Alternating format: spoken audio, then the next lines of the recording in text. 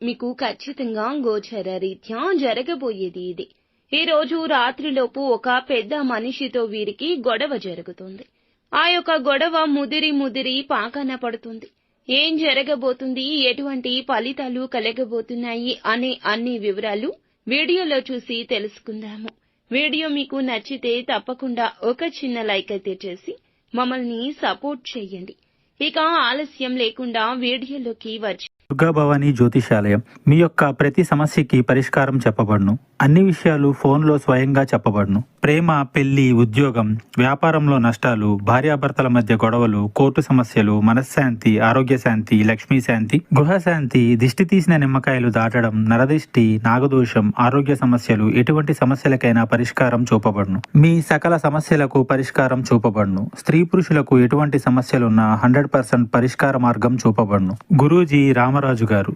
Phone number 9121191826. ఈ రోజున ఈ రాశి వారికి ఒక పెద్ద మనిషితో గొడవ తప్పదు. మీరు చెప్పిన మాటలు తప్పుడు భావనకు దారి తీయొచ్చు.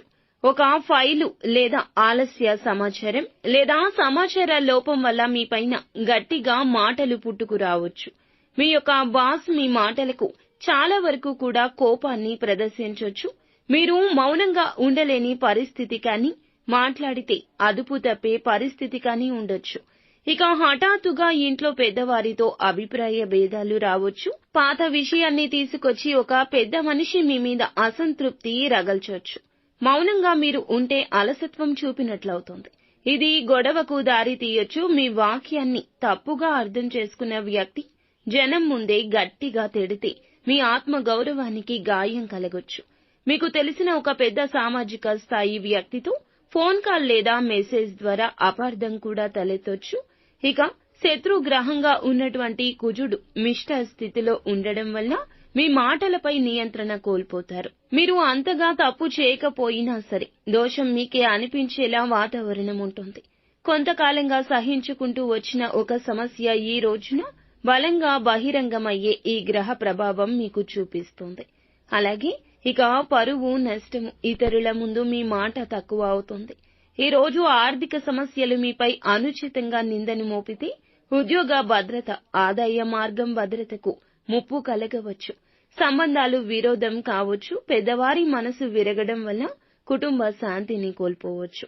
ఈ రోజు ఖచ్చితంగా తప్పులో ఉండకపోయినా సరే ఎదుటి వారికి తప్పుగానే కనిపిస్తుంది. మాట్లాడొద్దు. సమాధానం చెప్పే ముందు ఖచ్చితంగా ఆలోచించి చెప్పండి. 10 క్షణాలు ఆగండి. పరిష్కారం దక్కాలంటే మౌనం ఒక్కటే ఆయుధం. సోషల్ మీడియా మెసేజ్ల్లో స్పందించేటప్పుడు 1కి 2-3 సార్లు ఖచ్చితంగా చదివి దానికి రిప్లై ఇవ్వండి. ఈ రోజు ఒక పెద్ద ఇబ్బందిలోనే మీరు చిక్కుకోవచ్చు. కావున మౌనంగా జరిగేదాన్ని గమనిస్తూ ఉండమని చెప్పడం జరుగుతుంది. నిత్యం శివారాధన తప్పనిసరిగా చేసుకోండి. ఓం అంగారకాయ నమః అనే మంత్రాన్ని 27 సార్లు జపించండి. రాత్రి సమయంలో 8 గంటల తరువాత మీ దగ్గర ఉన్న శివుని ఫోటో ముంగిట దీపం వెలిగించండి. ఈ రోజున పసుపు రంగు దుస్తులు ధరించడం మీకు అన్ని విధాలా క్షేమకరము, లాభదాయకము. అలాగే వృద్ధులు లేదా పెద్దవారి దగ్గర ఈ రోజున మీకు చిన్న సహాయం అందొచ్చు.